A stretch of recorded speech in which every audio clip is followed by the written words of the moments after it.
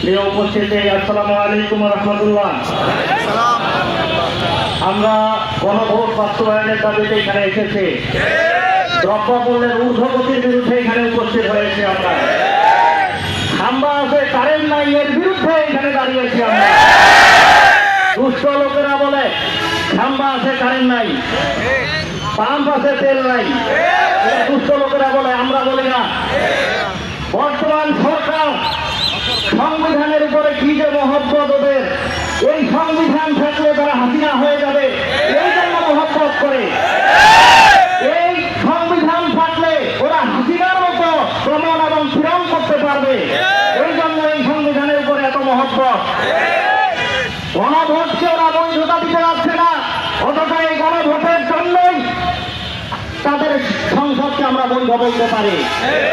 কিন্তু এই গণভোটকে ওরা বাস্তবায়ন করতে চায় না। তার কারণ একটাই, ওরা এরশাদ আর হাসিনা হইতে চায়। ওরা ক্ষমতা 14 বছর টিকিয়ে রাখতে চায়, কিন্তু বাংলাদেশের জনগণ মেনে নেবে না কখনো। এই আগুন নিয়ে খেলা যদি ওরা বন্ধ না করে, তাহলে বাংলার জমিন থেকে ওরা শেখ হাসিনা যেভাবে ভারতের বুকে আস্থা করে নিক্ষেপ হয়েছে, তার চেয়েও জঘন্য অবস্থা হবে তাদের। দ্রব্যমূল্যের ঊর্ধ্বগতি, জনগণের না বিশ্বাস উঠে গেছে, অথচ তাদের ওই ব্যাপারে কোনো দৃষ্টিপাত নাই।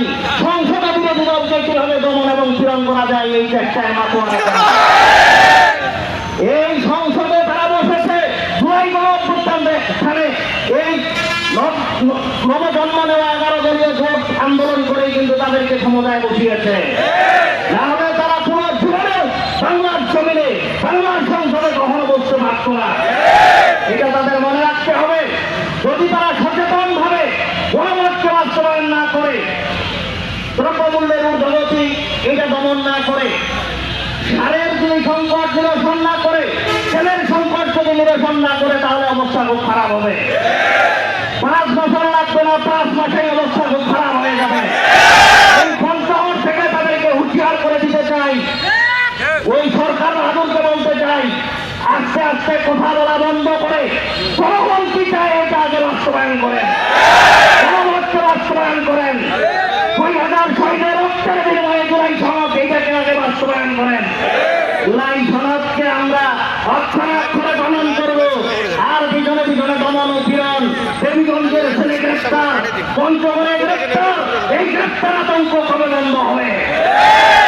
আমি স্থানীয় প্রশাসনকে বলতে চাই, বিচার বিশ্লেষণ করে আপনারা কোথায় কিভাবে আইনের প্রয়োগ করতে হবে এটা বিবেচনা করবেন। না হলে এর আগের বার ওই আওয়ামী লীগের দোষর যারা ছিল তারা চলে যেতে বাধ্য হয়ে গেছে চাকরিতে, এখনো আছে। কিন্তু আপনাদের অবস্থা কি হবে আপনারা এটা চিন্তা ভাবনা করবেন। নেতা কর্মীরা বিভিন্নভাবে আমাদেরকে হুমকি দিচ্ছে, আপনারা বাবা পড়াশোনা করেন, আগে পড়াশোনা করে এই বিএনপি পূর্বে কি কি করেছে সেগুলো আগে জানেন, তারপরে আমাদের বিরোধিতা করবেন। 6 সালে আপনারা ক্ষমতা থেকে কিভাবে নেমেছেন ওইটা আগে পড়াশোনা করেন। 1996 সালে ক্ষমতা থেকে কিভাবে আপনারা পালিয়েছেন ওইটাও বিবেচনা করবেন। আপনাদের নেতার কি অবস্থা হয়েছিল ওইটাও বিবেচনা করবেন। তারপরে বিরোধী দলকে দমন এবং পীড়ন করবেন।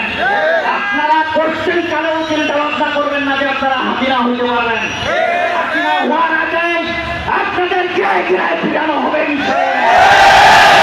আসসালামু আলাইকুম।